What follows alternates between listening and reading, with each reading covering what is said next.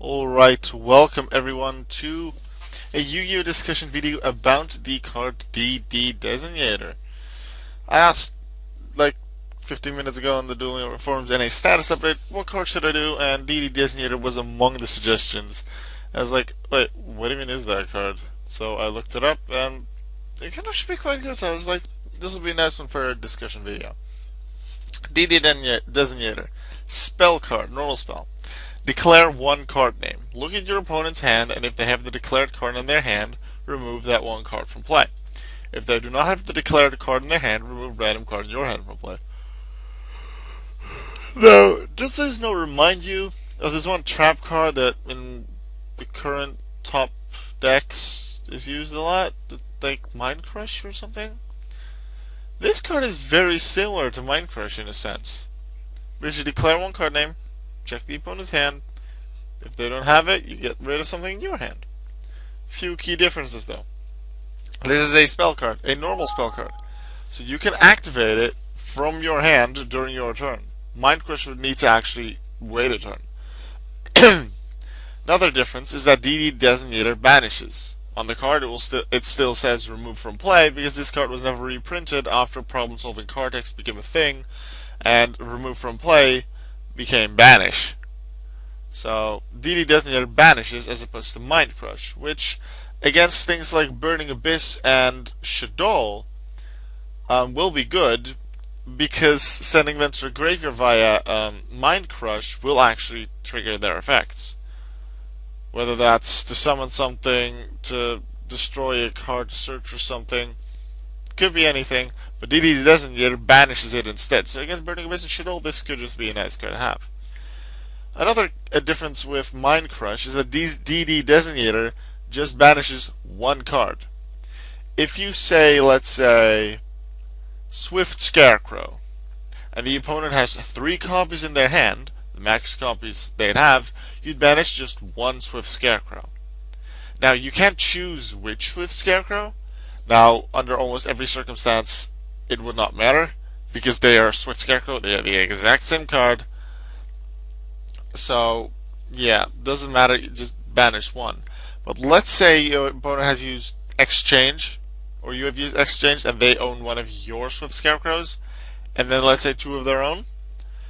Then you can choose, therefore you can choose one of your opponents so that yours may not get banished. It may just be important with how you want to do things, or you may just want to use banish your card if you know they have it, if it activates upon being banished, because then it'll activate in your banished pile and give you the effect. And the other thing is, just like with Mind Crush, when the opponent does not have the declared card in their hand, you have to discard one card from your hand. A sort of a penalty, I guess. DD Designator has something similar where you banish one card from your hand, which could be nice if you still have something that like activates upon banishments, like the Dragon Rulers did, like the Forbidden Now. So that's not really a good thing. But DD Scout Plane would be a card. DD Scout Plane, I believe, during the end phase of the turn it was banished, you can special summon it to your side of the field. So if you don't know what your opponent has, but you're like, let's say you're playing against Shadows, and you're like, oh, they could have Shadow Fusion at this point, and that would be annoying. I play DD Designator and declare Shadow Fusion. They have Shadow Beast, Shadow Squamata, Denko Sekka, and El Shadow Fusion. No Shadow Fusion? Unfortunate, but you'll just discard, you'll just banish DD Scout Plane, so you can just summon it in the end phase for a tribute summon next turn, or just for defense during your opponent's turn. There's a couple of cards that will allow you to look at your opponent's hand. There's another Designator card I know of. It's not DD Designator, but something else Designator that allows you to look at your opponent's hand. Not sure if it actually just the effect is to look at your opponent's hand. Pretty sure that's Ancient Telescope. Inexperienced Spy. Inexperienced Spy. But anyway, pretty sure that's also like a guess a card. Like, take a random card from your opponent's hand and declare whether it's monster, spell, or trap, and then inflict 700 damage. Pretty sure that's a trap. So if you get it right, 700 damage, but they keep the card anyway. Whether you get it right or not, you still know what the card is, so DD Designator can work. And then there's one somewhat old spell that allows you to choose a monster from their deck. I believe. Not sure if you can actually look at the opponent's deck, but you can choose a card from their deck, and you can add it to your hand, add it to their hand, and then you can play DD Designator to banish it. But I'm like, yeah, you paid 2 cards to get rid of something that they didn't have in their hand to begin with. But think about this: if you know your opponent's playing something like Exodia, you can just be like, okay, left arm of the Forbidden One, and then DD Designator banish. They won't be able to get it back, even if they play like Dark Factory of Mass Production. Like they'd be able to get it back after you Mind Crush them. DD Designator, a lot more difficult. What else can you use this with? Yeah, it really disrupts Exodius, even if you don't have that card that I just mentioned, where they the thing where they add it to their hand. You could just play it if you know they have multiple Exodia cards. Maybe they have added something to their hand through. Is it? No, not. Let's see. There's Emissary of the Afterlife. They can add, let's say, right leg of the Forbidden One to their hand, and you can be like, okay, DD Designator banish. And if it's a deck purely focused on Exodia, very likely you'll win at that point. Now, there's a couple other decks you can probably restrict there, so let's just go into the tips and the trivia and see if there's anything else worth mentioning. Side deck choice can be easy, ruin to Exodia decks and demise OGK decks. Yeah, Exodia decks I did mention. Could be work for side deck. Mind Crush is generally preferred over it because it can discard multiple copies. And your cards, let's say you do get it wrong, you'll barely ever use Mind Crush if you don't know the card or DD Designator. But if you do get it wrong, let's say you just want to guess, then discarding is generally better because more effects activated when they hit the graveyard. But also, it's generally easier to return them. So Satellarknight Deneb could just be summoned back via Call of the Hunt. It's Satellarknight Altair. There's Burning Abyss cards that can just be brought back via different effects. So generally, Mind Crush is the preferred card. Dark Designator. Was that the one? Yeah, Dark Designator. If it's in the opponent's deck, add it to it. That's I mixed up 2 cards. But declare a monster name. If it's in your opponent's deck, add it to your opponent's hand. If you're sure they play Exodia, you can go with that. And if they can't, if you know they play Exodia, and let's say you declare left arm of the Forbidden One, and they don't have it in their deck, but you're certain they have Exodia, then they're bound to have it in their hand, so you can just play DD Designator anyway to go for left arm of Exodia. Let's see. It's good against cards that constantly let you know a card in your opponent's hand. Honest, well, especially Grand Mole, Ironcore, Kokimaru. Honest, if you've normal summoned it and then it returns to hand, although that barely ever happens. Kokimaru cards decks do reveal stuff you'll barely ever see it, but DD Designator could work against it. Ominous Fortune Telling.